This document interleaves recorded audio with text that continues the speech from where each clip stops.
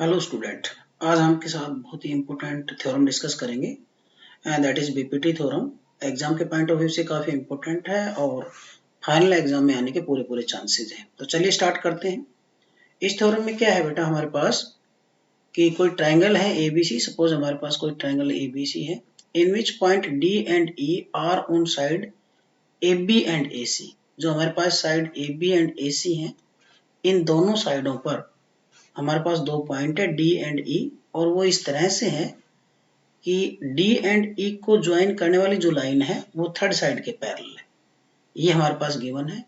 Prove हमने क्या करना है कि जिन पॉइंट पर जो डी एंड ई पॉइंट है वो ए बी एंड ए सी को इंटरसेक्ट करते हैं, वो ए बी एंड ए सी को किस रेशियो में डिवाइड करते हैं, A D upon D B is equal to A E upon E C. ये हमें प्रूव करना है दोस्तों।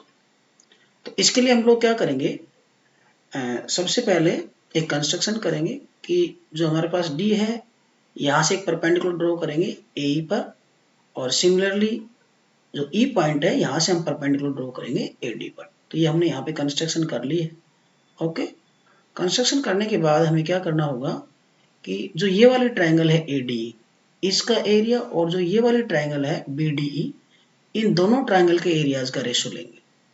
ऐसे ही राइट साइड के लिए इधर ये साइड, ये जो ट्राइंगल है एडी ये कॉमन रहेगी और इधर ट्राइंगल हो जाएगी हमारी ए ई सी, नहीं sorry A E D and A D E. इन दोनों ट्राइंगल का एरिया का रेशियो लेंगे। ओके बेटा, तो बिल्कुल सिंपल है। देखिए प्रूफ में हम लोग क्या करेंगे, area of triangle A D E upon area of triangle B D E, यानी ये जो ट्राइंगल हमारी ए डी ई, इस ट्राइंगल का एरिया और जो ये ट्राइंगल है बी डी ई, इन दोनों ट्राइंगल का एरिया का हम रेशियो ले लेंगे।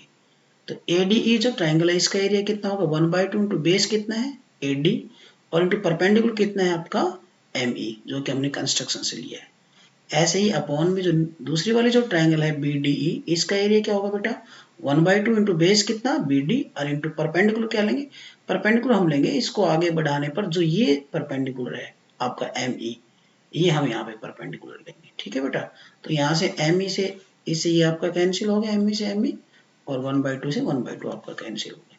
तो हमारे पास क्या बचा, ए डी अपॉन डी पी। इसको हम इक्वेशन नंबर 1 रख लेंगे। आई होप यू अंडरस्टैंड बेटा। यहाँ पे हमने ए डी ई ट्राइंगल और जो बी डी ई ट्राइंगल है, इन दोनों ट्राइंगल का एरियाज का रेशो ले लिया है। I hope you understand. तो जो बी डी ई जो ट्राइंगल है इसको किस तरह से देखा गया है, देखो बेटा, जैसे मान लो हमारे पास इस तरह की सिचुएशन है, ये हमारे पास बी है और ये हमारे पास डी है और ये हमारे पास है E। हमने इस ट्राइंगल का एरिया निकालना है।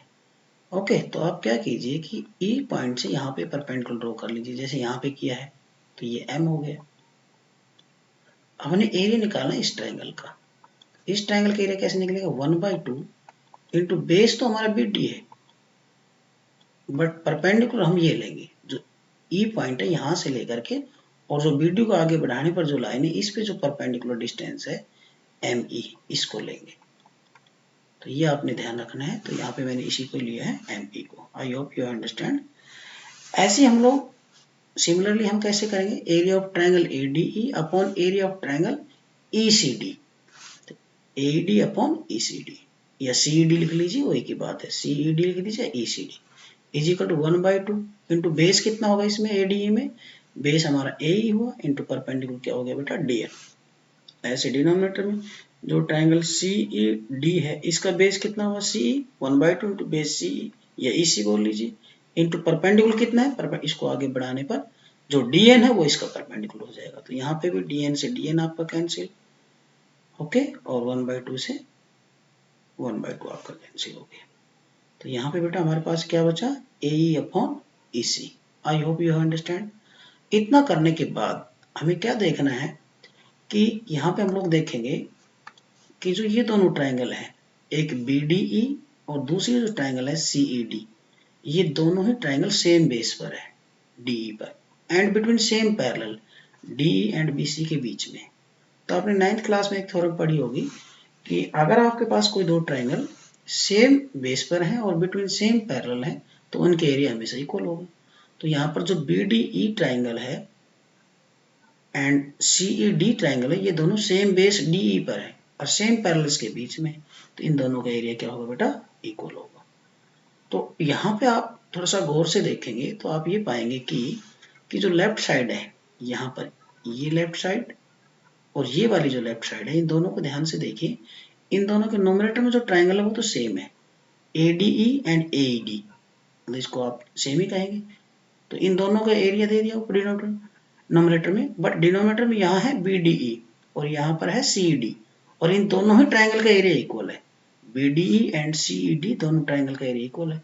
तो अगर आप BDE की जगह CED रखेंगे, मान लीजिए आपने यहाँ पे CED रख दिया, तो लेफ्ट साइड इक्वल हो जाएगी, और लेफ्ट साइड इक्वल हो जाएगी तो आपकी राइट साइड भी इक्वल हो जाएगी। तो हम इसको किस तरह से लिखेंगे, किस तरह से ऑब्जर्व करेंगे कि from equation first, second and third, इन तीनों इक्वेशन को अगर आप देखते हैं तो इन तीनों को देखने पर हमें ये मिलता है कि जो फर्स्ट एंड सेकंड इक्वेशन की लेफ्ट साइड है वो इक्वल हो जाएगी। तो लेफ्ट इक्वल होगी तो आपकी राइट भी क्या हो जाएगी बेटा, इक्वल हो जाएगी। तो हमारे पास आ गया AD upon DB is equal to AE upon EC, यानी AD upon DB is equal to AE upon EC। यही हमें प्रूव करना था कि कोई ट्राइंगल है, उसके कोई दो साइडों पर कोई दो पॉइंट है, उनको ज्वाइन करने वाली लाइन अगर थर्ड साइड के पैरेलल है तो दोनों जो पॉइंट है वो जिन साइडों पर वो दोनों पॉइंट उनको सेम रेशियो में डिवाइड करते हैं।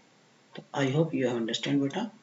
तो ये काफ़ी इंपॉर्टेंट थ्योरम थी और एग्जाम के पॉइंट ऑफ व्यू से काफ़ी इंपॉर्टेंट है, तो आप इसको प्रिपेयर कीजिए।